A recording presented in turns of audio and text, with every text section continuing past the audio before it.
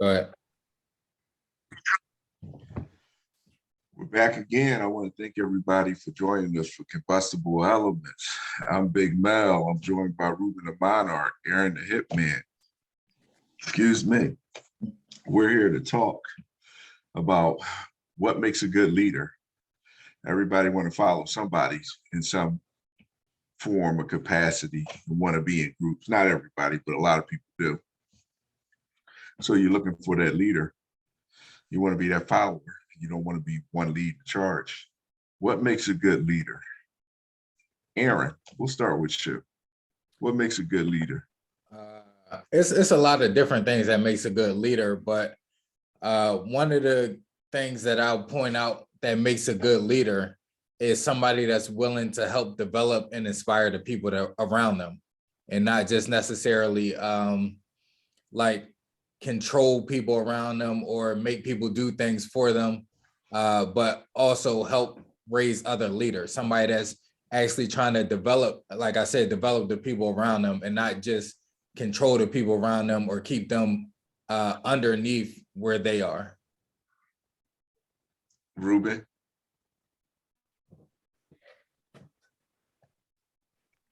What makes a good leader? I think a good leader first got to learn how to follow.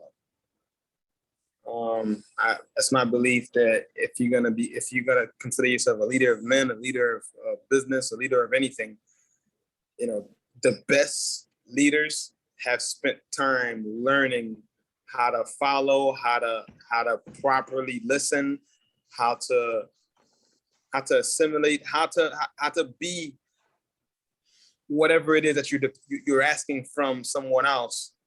You yourself know how to do that, and you yourself know how to show that, you yourself know how to give that. So my opinion of a good leader is someone that knows how to serve, because anything that I can ask of someone, if I myself are not willing to do it, then how can you lead someone essentially effectively? You sitting there, you barking orders. Some people think about leaders, they always think about somebody that's in charge is barking orders and just telling somebody to go here and go there. Wherein even throughout history, some of the best generals, some of the greatest generals, they themselves went out into battle with their troops. That's what galvanized the guys. That's what made, people either fear them or love them or a combination of both or whatever. It's just being able to do something, that you are requiring of others. Interesting answers. There's some differences in both your answers and a lot of similarities. Let me answer the question first. What makes a good, effective leader? One is calmness. A leader has to be able to see all the roads that hasn't been taken, could be taken, or might have been taken. A leader has to stay calm. We see people all riled up for stuff and people following them, but an effective leader has to be calm. They have to be cool-headed, even though they may be,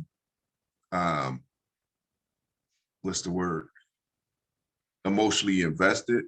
They got to be able to turn that off to a point, because that's the only way they're going to be effective leaders. A leader also has to be able to relate to the people that are trying to follow. Nobody wants to be led by, well, maybe now they do, but nobody years ago wanted to be led by somebody that they didn't know anything about, that couldn't relate to what was going on within their lives. Some of your best leaders are really great orators. They can speak very well. They can bring you to their side with just their words before their actions. If they can have actions to back up their words, that's even better. But just think about it. Some of your great leaders, all of them haven't been good guys. You know what I mean? Some of your most effective and your greatest leaders in the world's history, some of them have been tyrants, but they made people, they empathize with the people they were trying to lead, and in turn, the people empathize with them. A perfect example, Hitler. I knew you was going. Hitler convinced the whole nation, and then he conquered other nations and convinced them to follow his point of view, even though he was the complete opposite of what he was preaching. People still followed. He had to be charismatic. He had to really like galvanize a crowd. He had to know how to relate to people to have so many people follow him, millions upon millions of people. He was a leader. He was a tyrant. He was evil, but he was still a leader. So when you guys are saying effective leaders, what makes a good leader? Are you just considering the good leaders? Or are you considering the bad leaders? Because it's a whole plethora of bad leaders. Napoleon, you know. Do they not still have like some of the same traits though? Because they're still. Oh, they most definitely do. Yeah, so I mean, you can't. I mean, you could argue because they say what's the saying? The road to hell is paved with good intentions. So like these people may think, even the tyrants may think that they're doing the right thing. They may have good intentions to be an effective leader, but you know, it's just not conducive to human life. You know, they did things that ended a lot of people's lives and things like that, but they may have had good intentions behind what they were doing. That doesn't denote the fact that they were good leaders. I mean, they just were good leaders, but terrible human beings. So, you know, but I did want to say, because I don't normally agree with Ruben too much, but I did want to agree with Ruben when he said you have to be a good listener. A good leader does have to be able to listen to the people that he's leading, listen to what they need, what they desire, and be able to lead them in the right direction. And also, when he talked about, you know, back then, kings and stuff was on the front line when they went to war. Like I even mentioned that I think we was watching like 300 the other day, and it's like, yo, if the king on the front line, if he get killed with like an arrow, like, do you still keep fighting? Like, because you know, nowadays, like everybody in the back just barking orders, like Ruben was saying. But you know, back in the Roman days, everybody on the front line charging in the battle after giving that good old speech, and then they on the front line. So I mean, that's the type of person that you want to fight beside. That's the type of person that you want to fight for.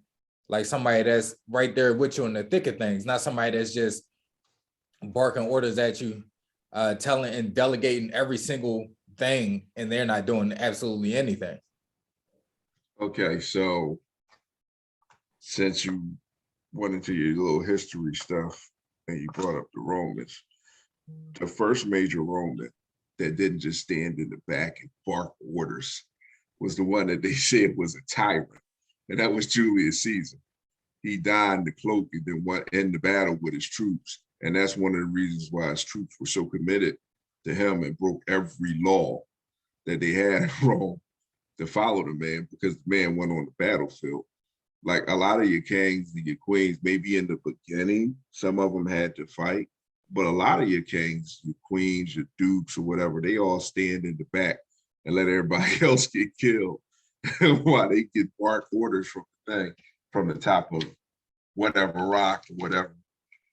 But you do have a great point, and the point is you would be more inclined to follow somebody that's actually out there doing what you're doing, as opposed to somebody that's standing in the background telling you what you should do. And that's why a lot of the most effective leaders in war, because we just talking about, when we talk about leaders, we're talking about a whole different spectrum of things. But in war, the leaders that went on the battlefield with people, they were different than the leaders that just sat back and developed these plans. Like now, they sitting in Washington and we're going to do this and send these troops here. We're not going to be on the field commanding things. So is the only effective leaders, in your opinion, are leaders that actually fought in wars? What about other leaders, politicians? Well, it depends. Well, you start talking about politicians, I was going to take it down to something that I mean, me, you, and Ruben can speak on, which is like the leader, like the head of the household. But like politicians, most politicians, you know, they just know politics. They know. And Okay, well, let's backtrack. Let's start with, like you said, with the household. yeah, Because this so show is predicated on starting from the bottom to the top. Let's start in the household. That's more important than politicians we vote on, in a Right. sense. so my question to you guys is, what do you think it means, or what does it look like to be a good leader in the household? Because you know the men are the head of the households, the quote unquote leaders. So what does that look like to you guys, or what should it look like? I'm gonna let Ruben answer this first because Go ahead, Kevin. I saw that. I think part of being a good leader in a household, it starts with communication, and essentially just, I feel like a lot of times we tend to bark orders to our kids without realizing that, you know, a lot of the stuff that they do that we may not like, they get from us. So they're like little mirrors of ourselves.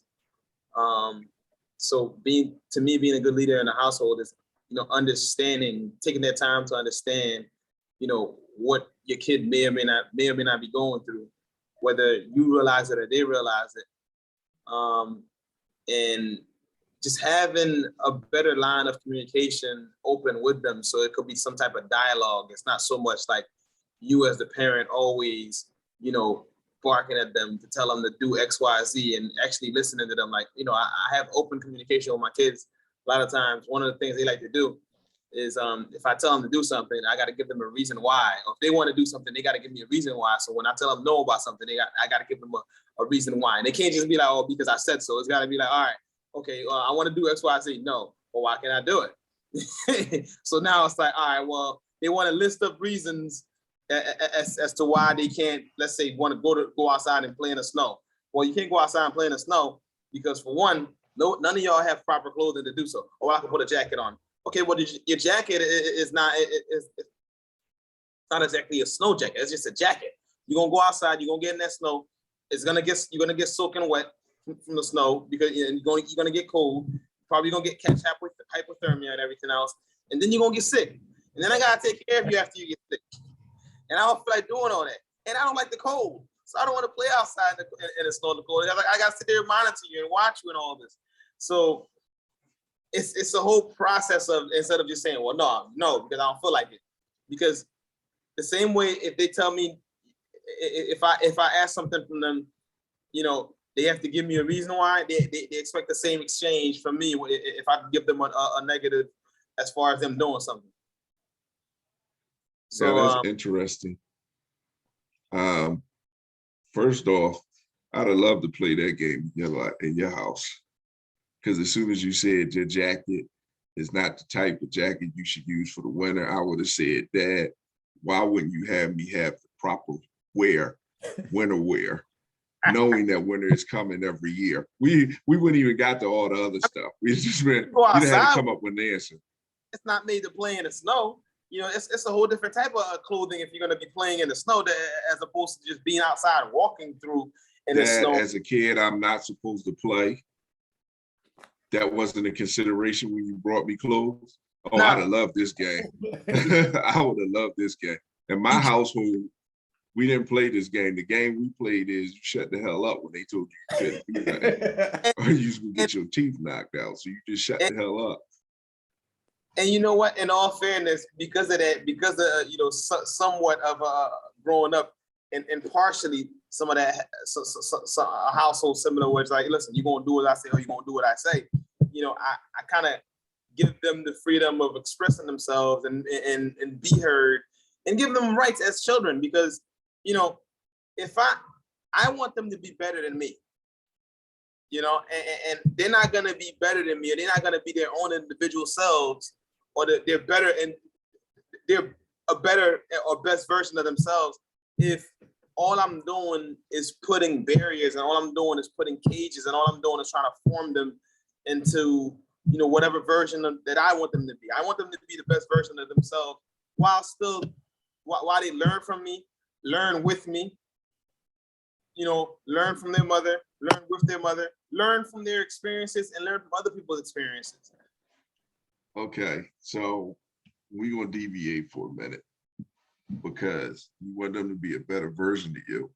But that down home, old fashioned Haitian ass whipping that you got on certain occasions did help you become the version of yourself that you are.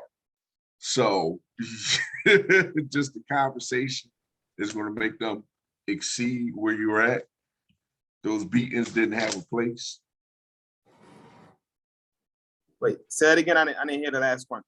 I said those beatings didn't have a place. It's not a place in the family home for a good old fashioned Haitian ass whipping. I mean, getting beatings growing up didn't necessarily change or deter me from doing whatever it is that I had my mind set on doing. So, you know, me knowing that, like, it's no sense of me trying to continue that same tradition with my kids. It's not even so much like, okay, we're in America now, and you know that there's child protective. You been in services. jail? You been to jail? The what? You been to jail? Have I been to jail? Yeah. No, Your brother? no. Okay, so they did better to a point to me. Because everybody want to sit down there and talk and communicate with your kids, and that's fine, but you can't do that with every kid.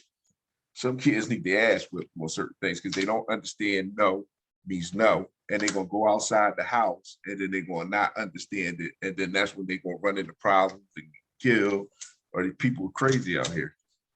You have to have a structure. There has to be limits that you can cross and that you can't cross. Now, I'm not saying every kid need their ass whipped. I'm just saying that should be on the table. But I'm going to answer Aaron's question because he delved into Ruben, and I've been picking on him for the last 5 minutes. So to answer your question, and first I'm going to ask you another question before I answer your question, which is, why does it have to be the man in charge of the household? What? We know some men are like more laid back and they women run the household. That's not a What are man. you saying? That's wrong? Yes, that is wrong because that's not the order of things. Who Men are decides the order? Men Other are than the supposed to people run a that's living household. it. Man, so you think that it's okay for a woman to run a household? You think it's okay for a woman to be the head of the relationship? But you have some relationships that do that, and it functions just fine. Yeah. You haven't seen a relationship where a woman runs everything and the relationship is just fine. The marriage is strong.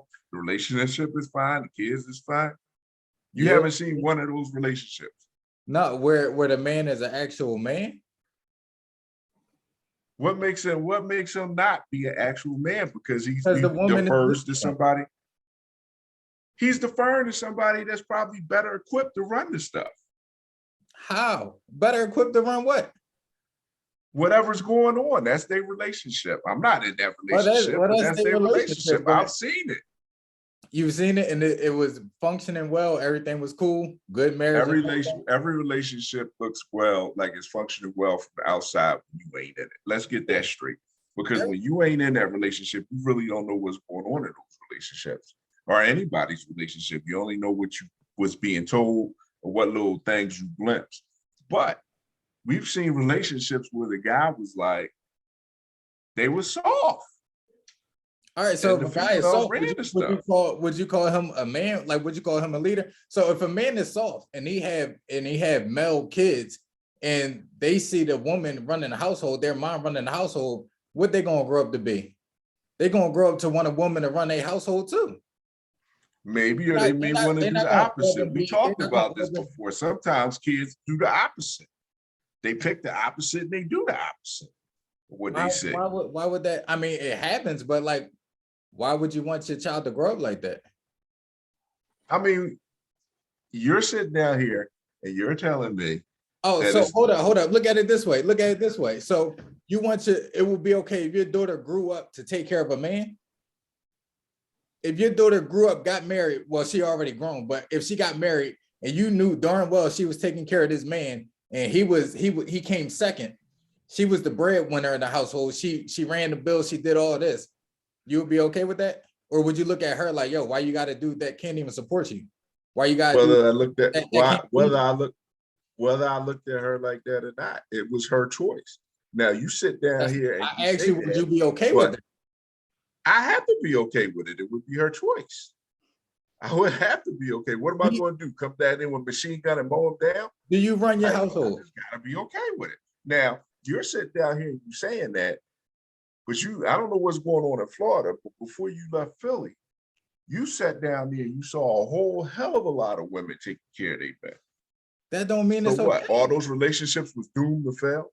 That don't. I'm There's not not a saying that. time I'm where saying somebody, it's not okay as being a man. okay, so what if the dude fell on hard times and she taking care of him? What, Well, that doesn't matter? that we talking about a whole relationship. Like falling on hard It's times. the does whole not mean- relationship. falling on hard times does not mean that you're not the leader of the household. You fell on hard times. That does not mean that you're still not leading your household in the way that it needs to be led. What way does it need to be led then? So, like, if you avoiding the question 10 minutes later, but if I'm not avoiding the question. you are, because you said before you answer the not question, avoiding you're the gonna ask question. me another question.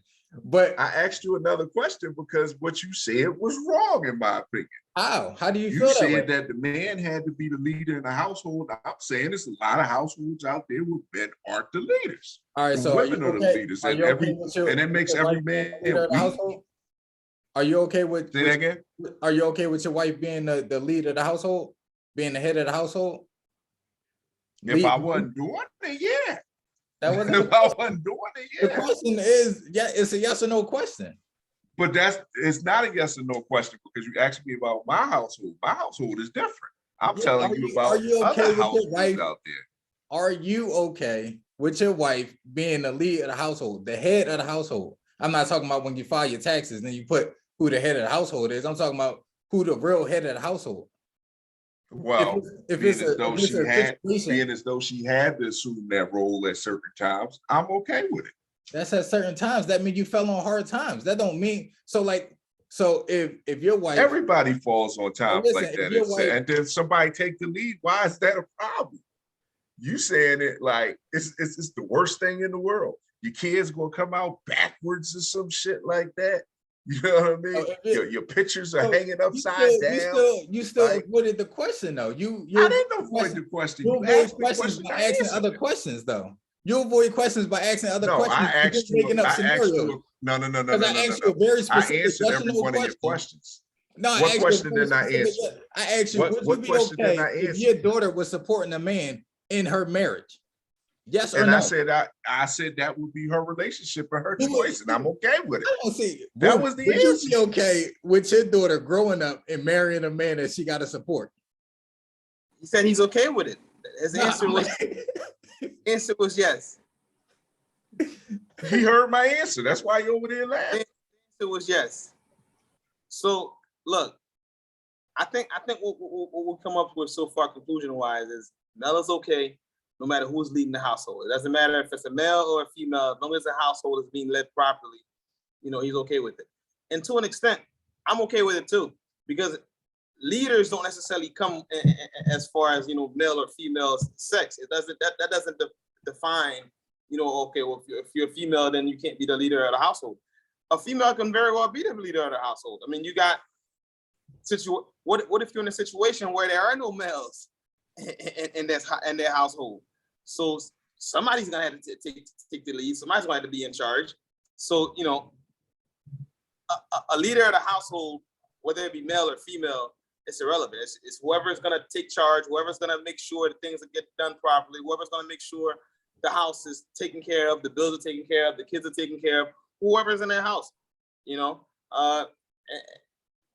As society has it today, a lot of women are, a lot of situations are more educated than their male counterparts. They make significantly higher salaries than their male counterparts. And some of them might even be, bigger and better business owners than their male counterparts.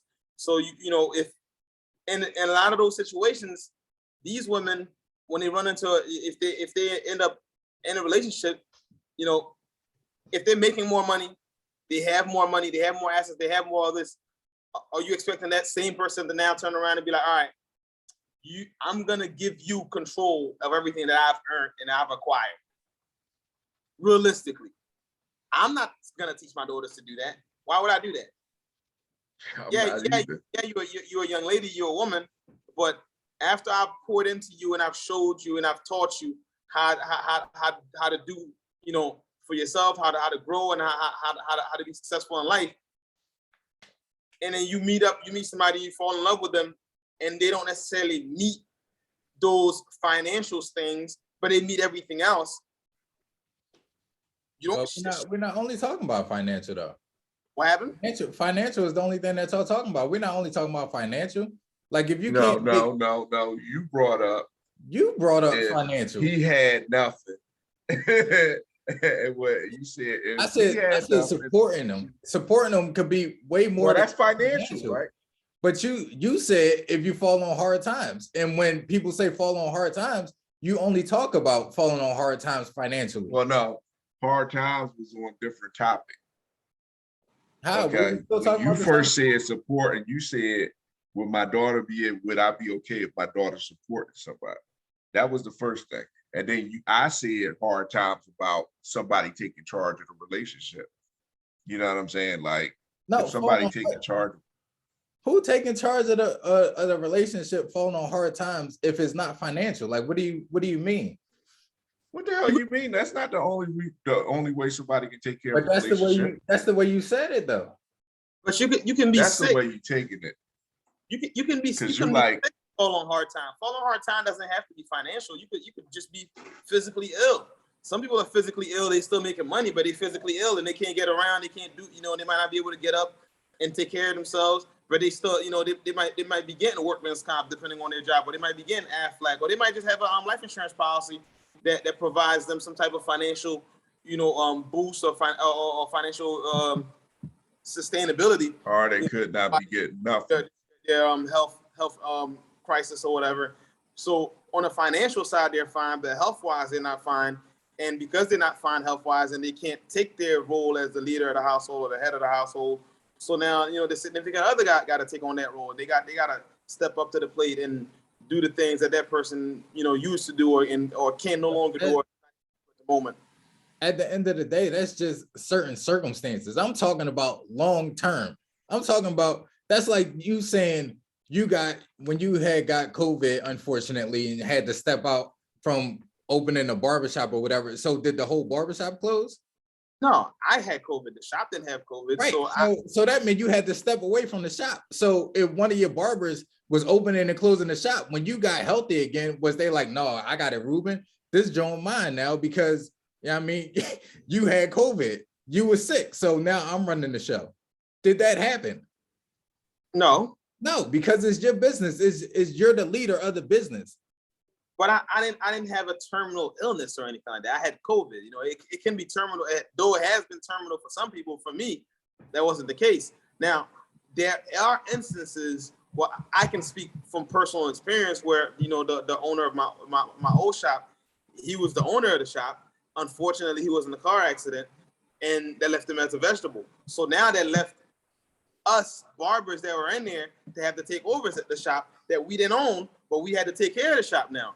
And his wife, she became the head of the household, even though he was very much so the head of the household, the whole time when they were together throughout their marriage. So what we're speaking of right now is something that I didn't necessarily experience in my own household, but somebody near and dear and close to me experienced it, and I watched their whole process for about 10 years go down. So, when we talk about, leader and we talk about taking care of things and taking care of the household, she had to now step up to the plate, and take care of the household, take care of the kids, take care of the shop, and do all these other things that she wasn't used to doing, and she didn't necessarily have the training doing. Oh, and while doing all this, she still had to work her regular job, because that's a different circumstance where he unfortunately got in a car accident and was a vegetable. So she had no choice but to step up. He wasn't going, he can't leave her. Hold it. Most of your leaders get put into situations where they have to step up. So she got put in that situation, she stepped up. That makes her an effective leader. I didn't say she wasn't. That's not what the question was, which I'm gonna go all the way back to say that you did not even answer the question. I did answer the question. No, you didn't answer the question. I That's did not answer here the nor- You question. didn't answer the question. You could go back and you could go on YouTube and watch this whole video. You did not answer the question. You answered the question about your daughter. You did not answer the original question that I asked you on Ruben that you diverted the attention from. What's the original question? No, we ain't got enough time to go back into it. So, because we're gonna all go back and watch this on YouTube, because I'm pretty sure I answered the question. When I answered the question, it led to other questions, but I asked you a question before I answered the question. Exactly. Because Answer you're the sounding question. like a male chauvinist right now. Ask That's me what you that. really sounded like. What does a male chauvinist sound like? You sound like a man's got to be in charge and nothing else.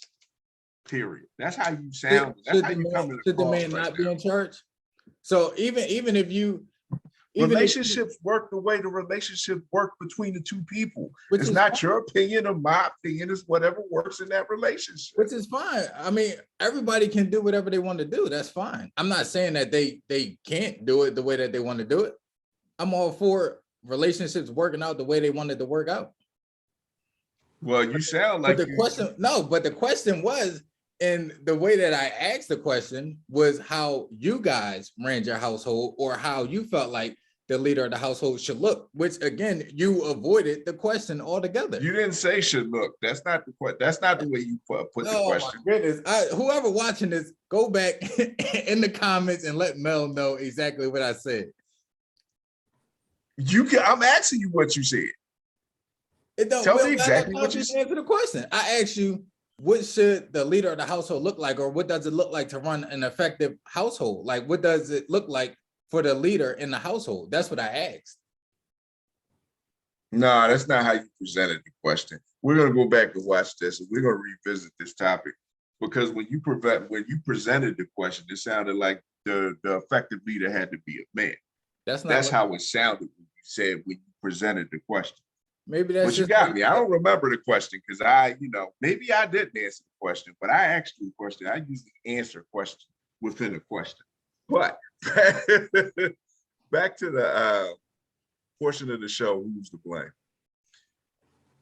And we're going to try to do this as quickly as possible because we just argued over this portion for like 20 damn minutes. But the portion of who's to blame this time in the show is who's to blame for people not wanting to be leaders, always shying away from stuff. We say this all the time. A problem doesn't get better when you run away and turn and hide from it. It gets worse over time. So what's the cause for so many people that want to be followers instead of just sitting down there and want to be leaders? And we all have maybe about 45 seconds. So let's start with Ruben. Did you hear me? No, what was the Did you question? hear the question? Who's to blame for people not wanting to be leaders? I don't know who you can blame.